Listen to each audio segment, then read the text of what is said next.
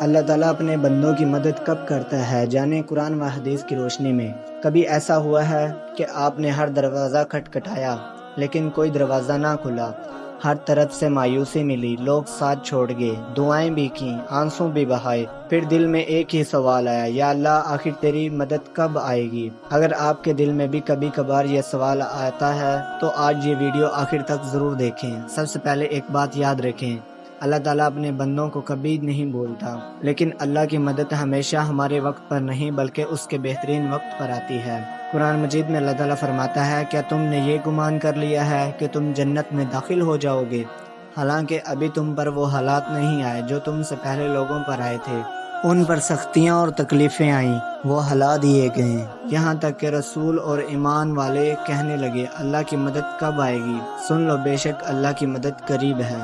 ذرا غور کریں، یہ سوال صرف ہمارا نہیں، اللہ کے نبیوں کے ساتھی بھی آزمائش میں یہی سوال کرتے تھے، اللہ کی مدد کب آئے گی؟ اور اللہ نے جواب دیا، بے شک اللہ کی مدد قریب ہے۔ لیکن سوال یہ ہے، اللہ کن لوگوں کی مدد کرتا ہے؟ قرآن مجید میں اللہ تعالیٰ فرماتا ہے، بے شک اللہ صبر کرنے والوں کے ساتھ ہے، اور ایک جگہ فرمایا، جو اللہ پر بھروسہ کرے اللہ اس کے لیے کافی ہے، یعنی صبر، نماز، دعا اور اللہ پر مکمل بھروسہ، یہ وہ راستے ہیں جن پر چلنے والوں کو اللہ کبھی تنہا نہیں چھوڑتا۔